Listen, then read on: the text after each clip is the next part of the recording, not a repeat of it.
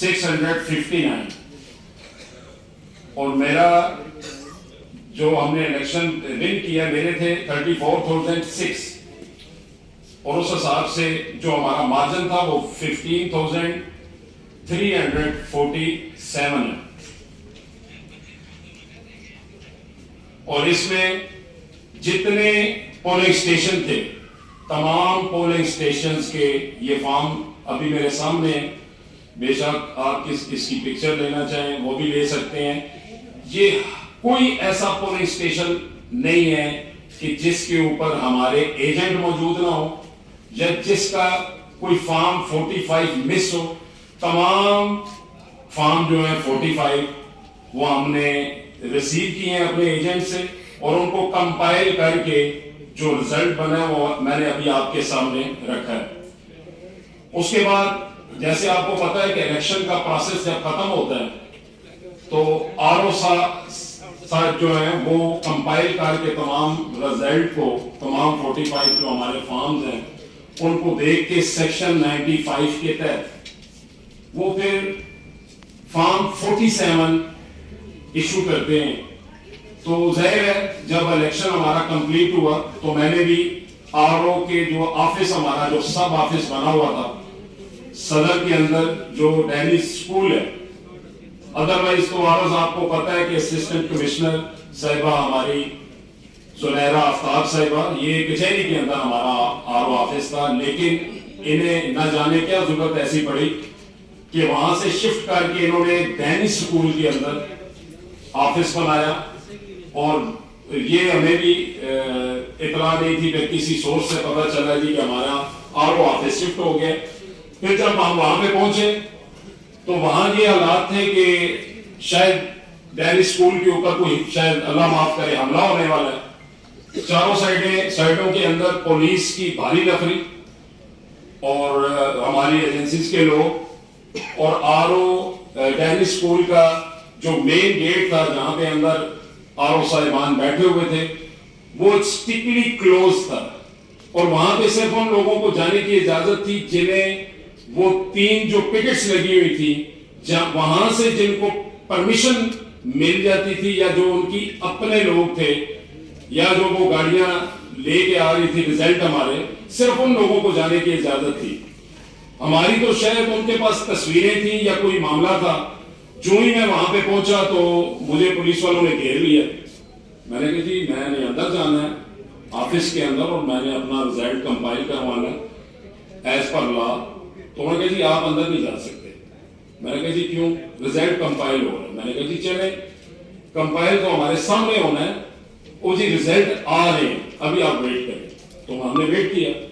اس کے بعد تقریباً کوئی 2:30-3 بجے تک ہمیں یہی کہا جاتا رہا جی کہ رزلٹ آ رہے ہیں آپ ویٹ کریں ویٹ کریں۔ جب یہ ہمیں پتا چلا جی کہ ہمارے تو سارے پولنگ اسٹیشنز کے رزلٹ آ چکے ہیں، پھر میں اندر گیا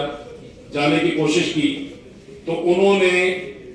میں اب نام نہیں لے سکتا ہوں، سول کپڑوں کے اندر تھے، مجھے نہیں پتا وہ کون لوگ تھے، انہوں نے مجھے بلا کے اسٹرکٹلی مجھے یہ کہا کہ آپ آر او کے آفس کے اندر نہیں جا سکتے اور یہ آپ کے لیے بہتر ہے کہ آپ یہاں سے موو کر جائیں۔ میں نے انسسٹ کیا کہ میں نے جانا ہی جانا ہے، میرے پاس لوگوں کی امانت ہے، جو عمران خان صاحب کو ووٹنگ ہوئی ہے تو میں نمائندہ ہوں، کینڈیڈیٹ میں ہوں، میں نے جانا ہے، میں اپنی امانت کو نہیں چھوڑ سکتا ہوں۔ تو اس کے اوپر پھر پریشرائز مجھے کر کے اور وہاں سے دھکے مار کے انہوں نے اس ایریا سے ہمیں دور کر دیا۔ تو اس کے بعد اگلے دن بھی ہم گئے اور ہمیں یہ بھی اطلاع ملی کہ شاید آر او صاحبان اندر نہیں بیٹھے ہوتے۔ ٹھیک ہے، یہ سارا پروسیس چلتا رہا اور پھر ایک فیک قسم کا یہ فارم 47 جو 9 فروری کو، یہ کاپی میرے ہاتھ میں ہے، 9 فروری کو انہوں نے جاری کیا، جس کے تحت انہوں نے جو میرے اپوننٹ جن کی 18,000 سم تھنگ ووٹ تھی اس کو انہوں نے اس فیک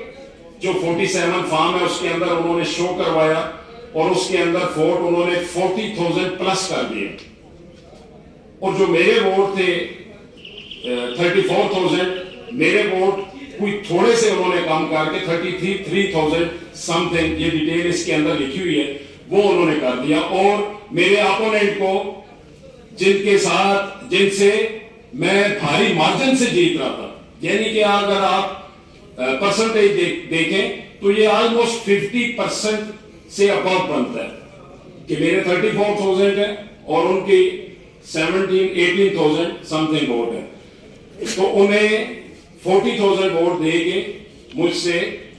انہیں 47 میں یہ شو کیا کہ یہ سیٹ مسلم لیگ نون کے ملک افتخار صاحب نے جیتی ہے، جبکہ حالانکہ ہمارے پاس یہ فارم سارے پڑے ہوئے ہیں.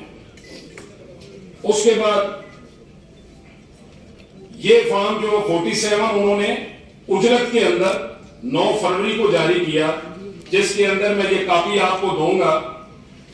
یہ نہ کوئی سیکوینس سے نمبرنگ ہے اس کے اوپر. اچھا، اس 47 فارم کے اوپر نہ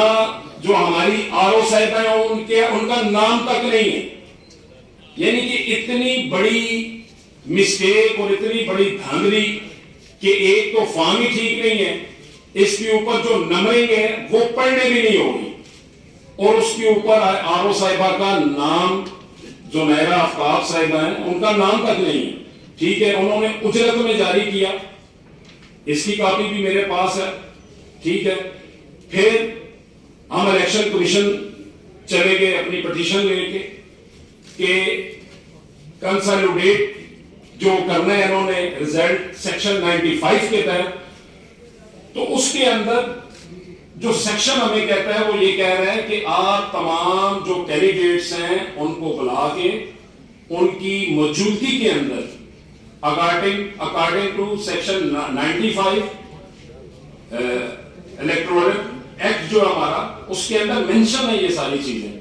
اس کے آگے سب کلاس ہے، سب سیکشن ہے، ان کے اندر ڈیٹیل لکھی ہوئی ہے کہ آپ تمام کینڈیڈیٹس کو ریٹن نوٹس، یعنی کہ اس میں وربلی آپ نہیں کہہ سکتے یا ٹیلی فونک رابطہ نہیں ہو سکتا، آپ ریٹن نوٹس دیتے ہیں کہ آپ کا رزلٹ ہم نے کمپائل کر کے فارم 47 کے تحت ہم نے 47 فارم بنانا ہے، تو آپ آئیں، آپ کی موجودگی میں ہوگا. کوئی ایسا نوٹس ہمیں نہیں آیا، کوئی ریٹن نوٹس تو دور کی بات ہے، ہمیں تو ٹیلی فون تک نہیں آیا. ٹھیک ہے، اس کے باوجود جب ہمیں یہ چیزیں پتا چلی کہ یہ فیک کام سارا ہو رہا ہے، ہم نے فوراً الیکشن کمیشن کا رجوع کیا. الیکشن کمیشن میں جا کے اپنی پٹیشن ڈالی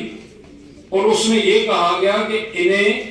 یہ جو فیک 47 فارم بنایا ہے انہوں نے بغیر فارم 45 کو دیکھے،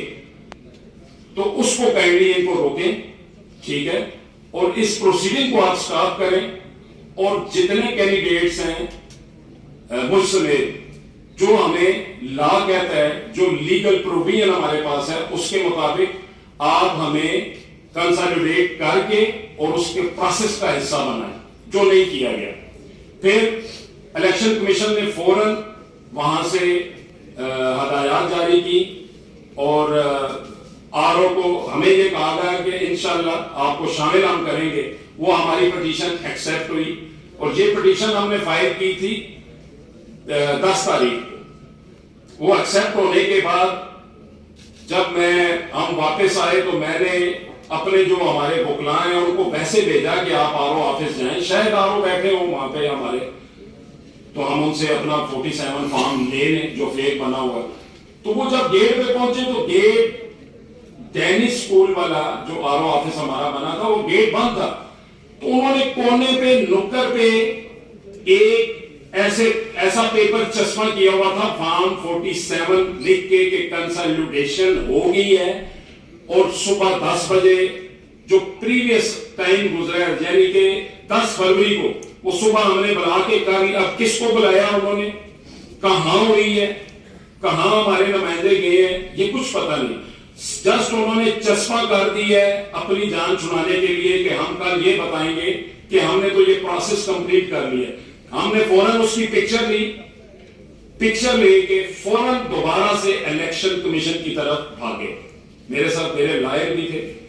جو میرے سینئر ہیں، جو میرا کیس میرے ساتھ جو ہے وہ ہیلپ کر رہے ہیں.